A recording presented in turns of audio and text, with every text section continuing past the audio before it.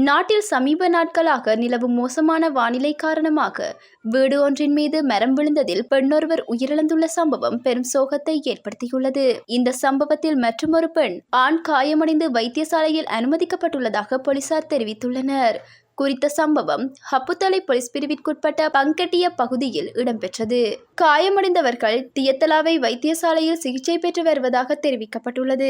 சம்பவம் தொடர்பில் ஹப்புத்தலை போலீசார் மேலதிக புங்குடுதீவு 9ஆம் வட்டாரத்தினைச் சேர்ந்த 30 வயது இளைஞர் ஒருவரை புங்குடுதீவு 7ஆம் வட்டாரத்தினைச் சேர்ந்த கும்பல் ஒன்று வாகனம் ஒன்றில் கடத்திச் சென்று மானிப்பாய் பிரதேசத்தில் வைத்து வெட்டி கொள்ள முற்பட்டதாக கூறப்படுகின்றமை அதிர்ச்சியை ஏற்படுத்தியுள்ளது.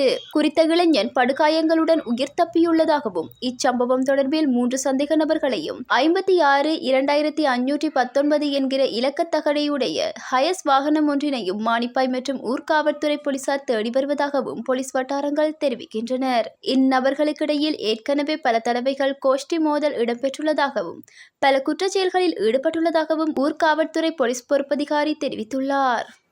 யாழ்ப்பாணம் போதனா வைத்தியசாலைக்குள் மதுபோதையில் நுழைந்து பாதுகாப்பு உத்தியோகத்தர்களுடன் முரண்பட்டு குழப்பத்தில் ஈடுபட்ட 3 கைது செய்யப்பட்டுள்ளனர். குறித்த சந்தேக நபர்கள் வைத்தியசாலையில் நோயாளிகளை பார்வையிடும் நேரம் முடிந்த பின்னர் தம்மை உள்நுழைய அனுமதிக்குமாறு பாதுகாப்பு உத்தியோகத்தர்களுடன் முரண்பட்டு குழப்பத்தில் ஈடுபட்டுள்ளனர். இதனைத் தொடர்ந்து வைத்தியசாலை நிர்வாகம் யாழ்ப்பாணம் போலீஸ் நிலையத்தில் முறைப்பாட்டை பதிவு செய்த நிலையில் கைது நடவடிக்கை முன்னெடுக்கப்பட்டுள்ளது.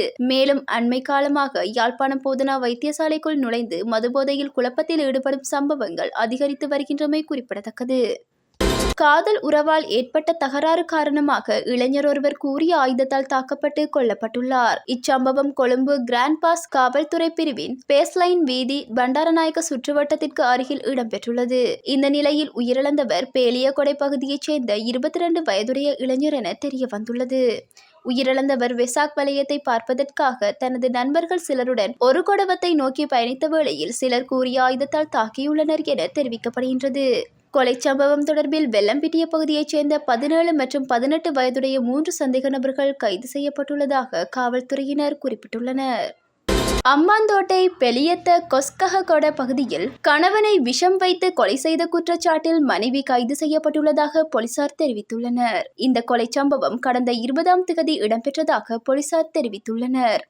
கொலையுடன் தொடர்புடையவர்கள் என்ற சந்தேகத்தில் உயிரிழந்த நபரின் 45 வயது மனைவியும் அவரது சகோதரனும் நேற்று கைது செய்யப்பட்டுள்ளனர். 3 பிள்ளைகளின் தாயான உயிரிழந்தவரின் மனைவிக்கு உதவினார் என்ற குற்றச்சாட்டின் கீழ் அவரது சகோதரன் கைது செய்யப்பட்டுள்ளார். தனது கணவரின் மது கோப்பையில் விஷ ரசாயனத்தை கலந்து கொலை செய்ததாக மனைவி பெலியத்த போலீசாரிடம் தெரிவித்துள்ளார். சம்பவ தினத்தன்று வீட்டில் மது அருந்திய போது ஏற்பட்ட சுகையீனம் காரணமாக அவர் உயிரிழந்துள்ளதாக போலீசார் குறிப்பிட்டுள்ளனர். பிரேத பரிசோதனையில் விஷம் அருந்தி உயிரிழந்துள்ளதாக வைத்தியர்கள் அறிக்கையிட்டுள்ளனர்.